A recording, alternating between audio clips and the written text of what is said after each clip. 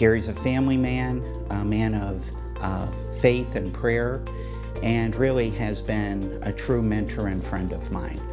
Occasionally an organization is blessed to have somebody who becomes the core, the essence, or the soul of the organization, and Dr. Lattin, without a question, is one of those people. He has worked tirelessly on behalf of St. Joe's for nearly 40 years, and his legacy here is undeniable and will be enduring.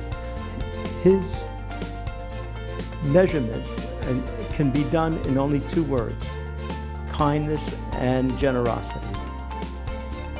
I saw his kindness and generosity a year later after we started our practice. He had a patient in his office who he took care of. She had stated that she couldn't pay him and she couldn't pay the rent in her apartment. So what he did was he took out his checkbook and wrote a check to her for $200. A true gentleman, a compassionate physician who only really cared for the best treatment possible for his patients, for the care and compassion and advancing that at St. Joe's, and really for patients and building up Berks Cardiology. It's not lost on me that I have big shoes to fill as I step into Dr. Lattin's role. Something that appeared in a hospital publication here back in the late 70s when Gary was the medical director of cardiac care services here at St. Joe's. And so he was quoted, "When I finished my training at the University of Pennsylvania, I came here with my associate, Dr. Bankoff. We built the department together. As we expanded its services, we made mistakes. We overshot our budget, for instance, and we ran into problems with changing personnel and equipment. But we learned and we grew with the department." Dr. Lattin's definition of hell, Dr. Lattin's definition of hell would to be forced to eat Indian food every night for the rest of his life. That would be Dr. Lattin's definition of hell. So, after 40 years with Berks Cardiology, 10 years part-time, 2 years with St. Joe's, you're finally going to retire. Or are you? I guess I should start with explaining my tie.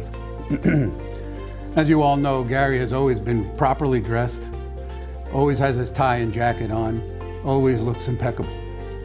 Well, one of his pet peeves is having his partners come into the office dressed in scrubs.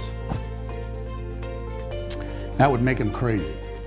Whether it be in the office, whether it be in the hospital, he loved that his partners were always well-dressed, although most of us weren't.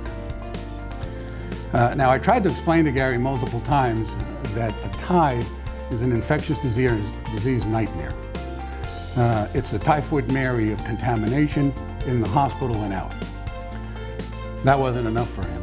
So today, Gary, I wore a tie.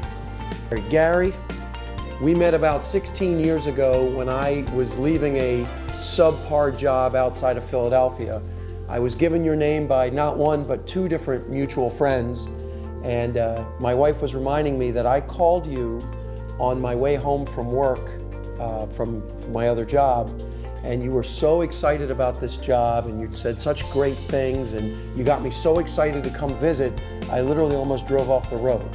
So when I came here and it was you who convinced me that Berks Cardiology was, or I should say Berks Cardiologists, I want to get it right for you, was a great group. So for those people who are disappointed that I'm here in Berks County, it's your fault. So I want to say thank you for you, Gary, for having me here. My dad died very young, and I've always looked for older people that I could look up to. And I'm sorry I just called you older, Gary. It is what it is. And you know, you've been sort of a father figure and a mentor to me, and I just want to say thank you for doing that. Gary remains very well respected by all of his patients, all of his friends, all of his staff, and most notably all of his partners and peers. Gary's the most caring, and generous person you'd ever want to meet or work with. He has been my mentor, within the practice and my mentor as a person in life. Good luck. Go out there, enjoy your family, your wife, your kids, your grandkids. And all I can hope, Gary, is that you enjoy your retirement as much as you enjoyed your work.